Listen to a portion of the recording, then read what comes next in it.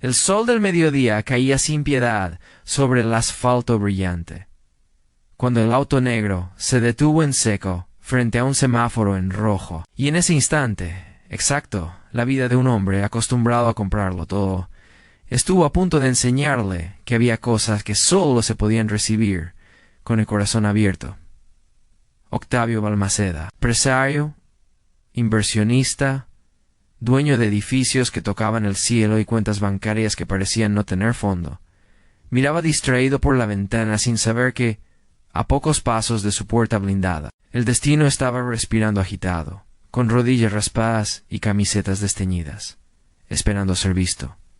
Antes de seguir con esta historia que habla de bondad, segundas oportunidades y cambios que nacen de lo inesperado, tómate un segundo para dar like, comentar, compartir y suscribirte al canal Historias de Héroes Reales, si tú también crees que incluso el corazón más endurecido puede volver a latir con fuerza por alguien más. Octavio tenía todo menos ruido en su casa, todo menos huellas pequeñas corriendo por los pasillos de mármol, todo menos dibujos torcidos pegados con cinta en la puerta del refrigerador. A sus 56 años, había construido un imperio desde cero, levantándose de una infancia humilde que nunca mencionaba en entrevistas, como si hablar de ella pudiera manchar la imagen pulida que ahora proyectaba. Sus días eran una secuencia exacta de reuniones, llamadas y decisiones que movían cifras imposibles. Pero sus noches se extendían largas, silenciosas, con el eco de un vacío que ni el lujo más extravagante lograba llenar. Había querido ser padre. Lo había intentado durante años junto a una mujer que se cansó de esperar milagros médicos. Y cuando el matrimonio se deshizo, también se deshizo su esperanza, enterrada bajo contratos y viajes de negocios que servían como distracción elegante. Ese mediodía, mientras el tráfico vibraba bajo el calor, Octavio los vio. Dos niños idénticos, flacos, de ojos grandes y alerta constante, limpiaban parabrisas con movimientos rápidos, coordinados como si compartieran un mismo pensamiento. Sus gestos no tenían la torpeza de la infancia protegida, sino la precisión de quienes han aprendido que cada moneda puede significar la cena. Uno de ellos levantó la vista y sostuvo la mirada de Octavio, con una mezcla de valentía y cansancio que lo desarmó sin aviso. No era lástima lo que sintió, sino un reconocimiento extraño, como si ese niño supiera algo de él, que él mismo llevaba años evitando mirar. El semáforo seguía en rojo, y por primera vez en mucho tiempo, Octavio no revisó su reloj, no respondió mensajes, no pensó en la siguiente reunión. Cuando uno de los gemelos se acercó con el trapo húmedo, Octavio bajó el vidrio. El aire caliente entró cargado de ruido y polvo, pero también de una humanidad cruda que su auto de lujo solía mantener afuera. El niño hizo su trabajo con rapidez, y el otro se quedó unos pasos atrás, observando todo, protector silencioso. Octavio notó las mangas demasiado cortas, las zapatillas rotas, la manera en que sus cuerpos eran pequeños pero sus miradas demasiado viejas.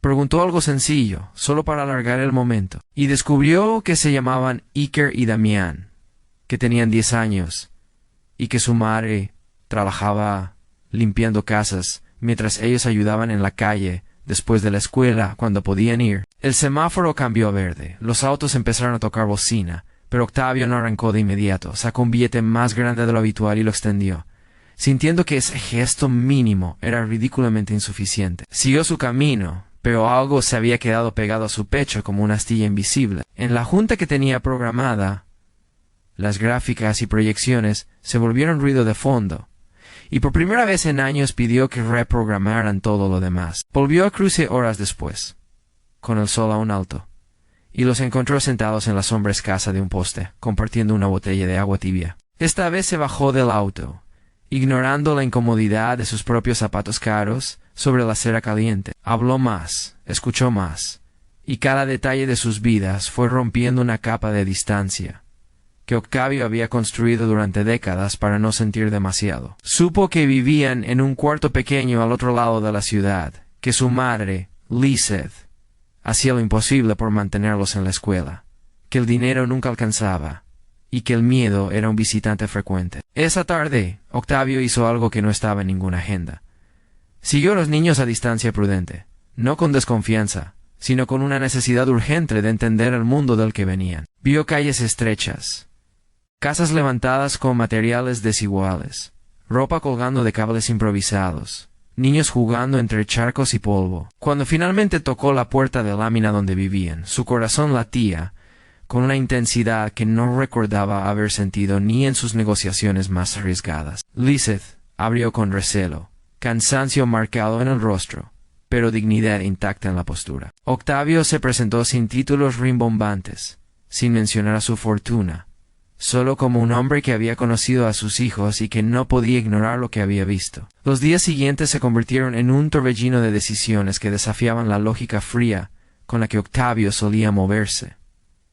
No se trataba de caridad impulsiva ni de una foto para redes sociales. Algo más profundo lo empujaba, una mezcla de culpa por todo lo que había tenido y no había valorado, y un deseo casi desesperado de hacer que la vida de esos dos niños no estuviera definida por la escasez. Empezó por lo urgente: alimentos, ropa, útiles escolares, atención médica que hacía tiempo necesitaban. Pronto entendió que ayudar de verdad significaba comprometerse a largo plazo, entrar en una historia que ya estaba en marcha y asumir que eso también lo transformaría a él. Cada visita a ese barrio era un espejo incómodo de la distancia entre sus dos mundos. Mientras los trámites legales y sociales comenzaban a tomar forma, Octavio enfrentó sus propios fantasmas. El miedo a encariñarse, a volver a perder, a no ser suficiente para dos vidas que habían aprendido a sobrevivir sin él. Sin embargo, cada vez que Iker corría a mostrarle una buena nota o Damián se sentaba a su lado con una confianza tímida pero creciente, algo en su interior se acomodaba, como si una pieza olvidada por años finalmente encontrara su lugar. La casa enorme y silenciosa empezó a llenarse de visitas, risas desordenadas, mochilas tiradas en el sofá, preguntas constantes sobre cosas simples que para Octavio siempre habían sido obvias. El orden perfecto se desarmó, y en ese pequeño caos comenzó a sentirse extrañamente en paz.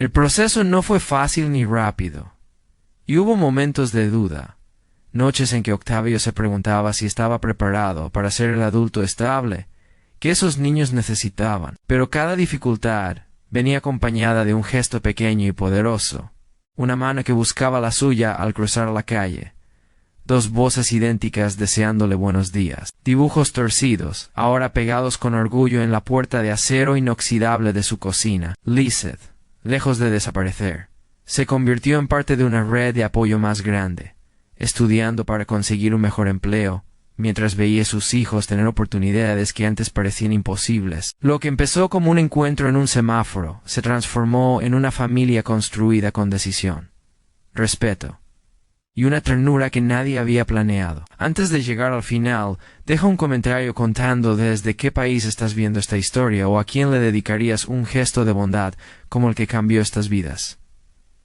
Años después, en una mañana luminosa, llena de risas y prisas escolares, Octavio observaba desde la puerta cómo Iker y Damián discutían sobre quién olvidó la tarea, con la naturalidad de cualquier par de hermanos, y sintió que la riqueza que más lo había marcado no estaba en sus cuentas, sino en esos momentos cotidianos que antes ni siquiera sabía que estaba perdiendo.